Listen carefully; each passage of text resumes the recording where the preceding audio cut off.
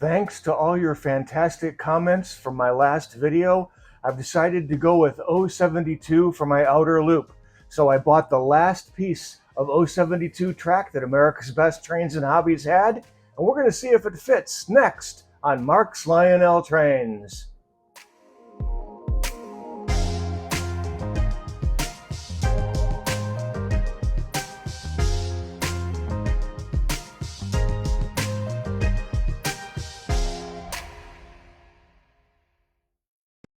Hello everyone, and thank you very much for all your helpful comments on the last video, that's for sure. It was basically decided that this issue here is going to cause problems with connectivity between the tracks, and one of the commenters actually recommended that I probably have to solder all this together and to make it work, and it's just a lot of work. And I think most of your comments were, if you're going to do this, do it for the long run and get the O72 track. So that's basically what I'm going to end up doing here in the long run. One of the guys suggested that you put a straight track in here, and I have to stand corrected. It does fit. It does line up with the other track over here. So it can be done this way. It just kind of looks like your outer loop has a flat tire. So, you know, that's however you want it to look. But let's check the O72. And thanks to America's Best Trains and Hobbies for having this last one. I picked it up on my lunch break, and we'll see if it fits before I go over and see if Berwyn's Hobbies has any. And that looks to line up really nicely with this track here. So let's slide it up a little bit to where it would be. And yeah, that's lining up with this O60 track here. So yeah, this is going to definitely work. So I'm going to do this with the O72 track. I'm going to call Berwyn's Hobbies and see if they have O72 track. And one of the commenters said, bag up your O60 track. Well, here it is. We'll see if they take it back. So, all right, we'll be right back with you after our trip to Berwyn's Hobbies.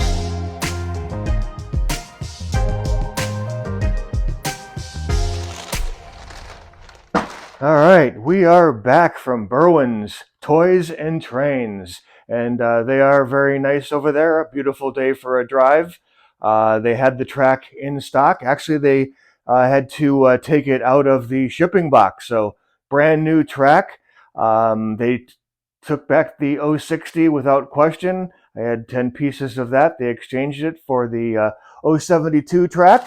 And I think the whole thing cost me about $160, $170 out the door for all the track. So definitely fresh out of the shipping box. So, all right, now I can get started on the outer loop here. So let me get this unpacked, and we'll be right back with you.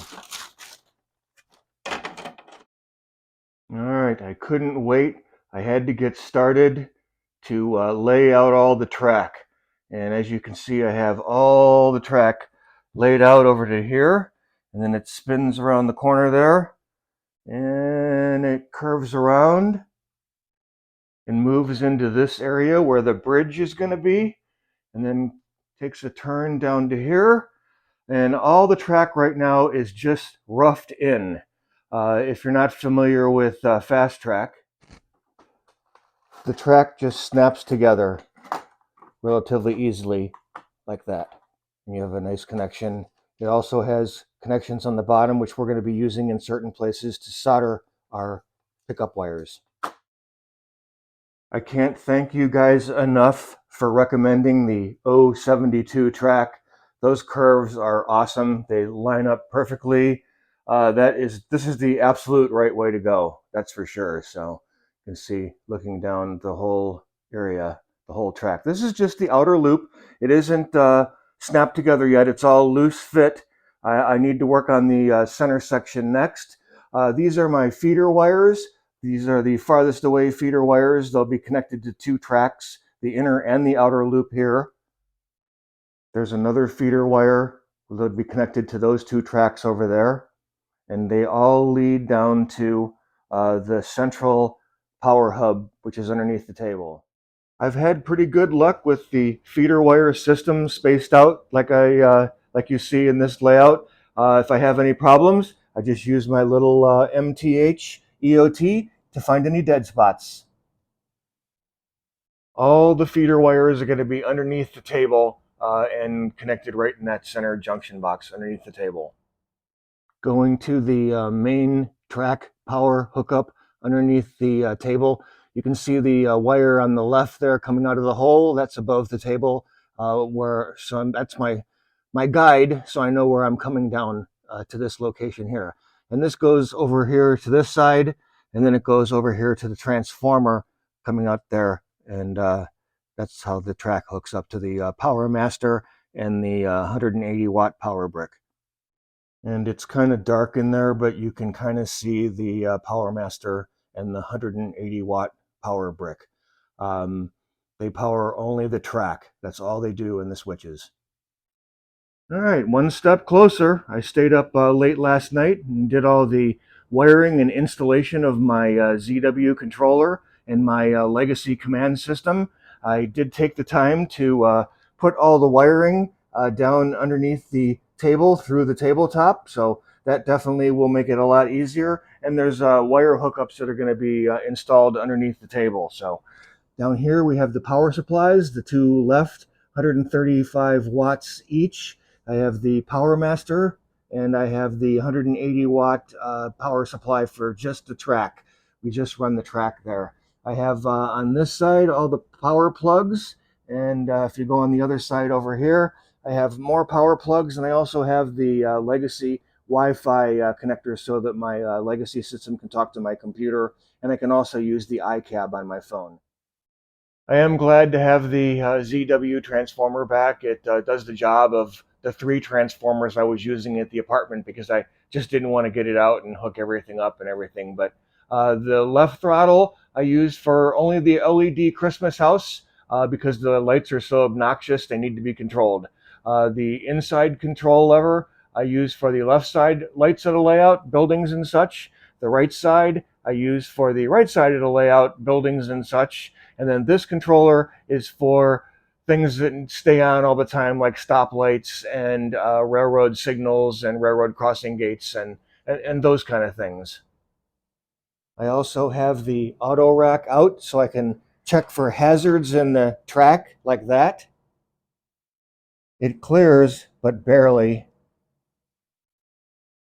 All right, I have a little bit of a curve coming off the table, so I'm not sure. I'm going to have to do some custom bridge work, and I have a little bit of a curve coming off of this end of the table as well. So I'm going to have to do some custom bridge work to get that to fit so we don't have any casualties. But other than that, I'm really happy with how everything turned out to actually have my bridge area kind of work out pretty cool. And I did have to use all the kind of a loopy S thing right here to make this bridge happen, but hey, it's worth it. So, all right, I got to do the center thing.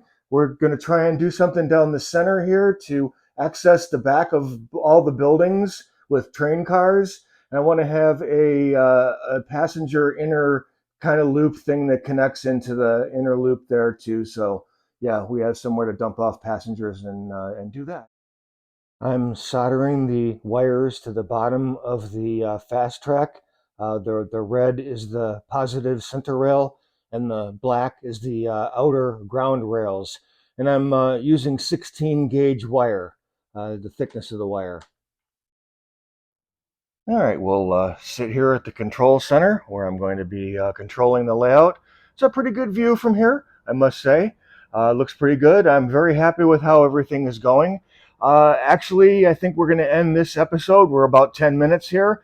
What I'm going to do for next episode is I'm going to have to start getting out the buildings and try and line up all the buildings on the layout so I know where to put the inner track sections. So we'll be doing that on the next video. I will have a whole bunch of buildings out for the next video. So thank you all for your subscriptions, your comments, all your help in the last video. The O72 is definitely working out very well. I'm very pleased with it. So, all right.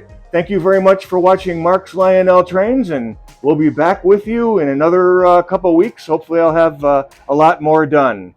Thanks for watching.